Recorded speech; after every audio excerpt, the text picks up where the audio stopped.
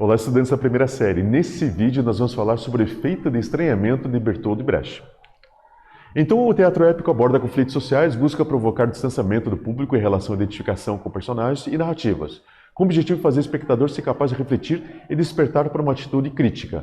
O que o teatro épico vai fazer? Ele vai tentar trazer o distanciamento da pessoa com relação à cena. Esse distanciamento significa o seguinte, que agora o público ele não vai estar dentro da cena, mas ele vai estar afastado com uma quebra dessa ligação psicológica. Então ele vai ter uma ligação não emocional, mas uma ligação pela razão. Então por essa razão ele fica distante, ele pode ver a situação de uma forma muito mais clara para tomar uma decisão. E nós vemos também que o teatro épico utiliza vários recursos técnicos e de interpretação para produzir no espectador o efeito de estranhamento das ações. O público recebe conhecimento, é incitado a argumentar e tem a conscientização social, o uso da razão no lugar da emoção. Então nós vamos ter várias formas que eu posso fazer com que exista esse distanciamento. Esse distanciamento que a gente vai ver um pouquinho mais para frente pode ser uma quebra da história, pode ser uma questão do ator mesmo se dirigir ao público. Então isso vai fazer com que você não tenha aquele vínculo que você está acompanhando a cena, você está entrando dentro da cena, você está cada vez mais interagindo e você acaba tendo uma ligação psicológica, uma ligação emocional, mas dessa forma que existe essa quebra, você vai estranhar o que está vendo na sua frente, você vai ficar fora, você vai pensar, pô, quebrou, o que aconteceu? Mas você vai estar sendo munido de muitos fatos, muitas informações. E esses muitos fatos, muitas informações, e você ficar longe da cena, você consegue ver com mais clareza.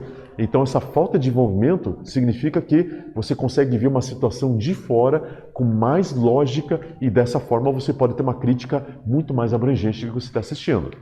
E nós temos então recursos são a exposição de espaços internos, a exposição de palco, teto, retirada de cortinas laterais, aparato centro técnico, a interrupção intencional da sequência de cenas e com isso a quebra de ilusão sobre a história. Então o que acontece? Quando você vai lá no teatro épico, você vai ver uma cena que não tem cenário.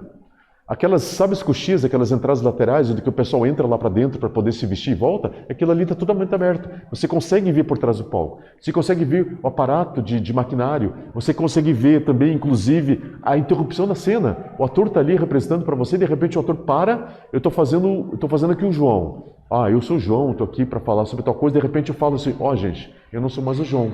Agora eu vou comentar a cena do João aqui do meu lado. Então quer dizer, eu saí do ator, voltei para cá. Quer dizer, eu sou personagem, sou narrador, volto personagem e posso voltar a ser narrador. Então essa questão de eu sair do meu lugar como personagem e me tornar um narrador significa ter uma separação. Isso vai trazer o quê? Vai trazer um senso de pensamento, eu como espectador, e vou pensar, nossa, agora eu estou analisando melhor, porque ele mesmo comentou o que ele fez. Então isso vai me dar mais posição para me fazer uma crítica daquilo que eu estou vendo.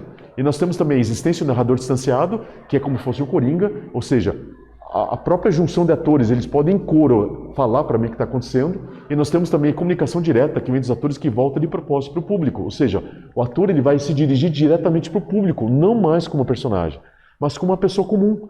Uma pessoa comum está dando informação para mim e ela pode dar uma dialética, ou seja, duas informações. Uma informação do lado positivo e uma negativa. Daí fica na minha mão escolher qual que eu acho mais certo. E nós temos também recursos que rompem a ficção. Então nós temos uma melhor forma de fazer, de ver essa situação com essa distância e nós não temos envolvimento emocional. Ou seja, o envolvimento emocional cria um vínculo que pode cair na questão de contradição da minha própria decisão. De repente eu tinha uma decisão que eu vi aquilo como errado, mas meu envolvimento é tão grande com o personagem, me apeguei tanto ao personagem, que eu vou fazer olhos grossos para esse lado mal e vou achar que é bom. Então isso prejudica a minha decisão final. Então por isso que esse distanciamento, essa quebra de cena, vai trazer uma visão fria. E essa visão fria eu vou ter uma clareza do que eu vou decidir. Então, portanto, estranhar significa tirar aquilo que é evidente, tirar aquilo que é evidente e trazer a curiosidade. Então, essa relação dialética de duas coisas que são apresentadas para mim, eu consigo analisar com mais forma. E vou ter um padrão de ensino. Ou seja, eu estou sendo ensinado alguma coisa que está sendo apresentado como fato real e está sendo colocado vários caminhos para mim. E o estranhamento visa quebrar o processo de identificação psicológica e a ruptura do discurso. Ou seja, eu tenho agora informação, eu tenho dois tipos de caminho certo e errado e está na minha mão a decisão, se eu acho aquilo certo ou errado. Então depende de mim. Eu faço uma análise fria e compreendo aquilo que eu posso achar melhor para mim, sim ou não. Então, pessoal, nesse vídeo nós falamos sobre o efeito de estranhamento de Bertold Brecht. Espero que vocês tenham gostado. Até breve. Tchau, tchau.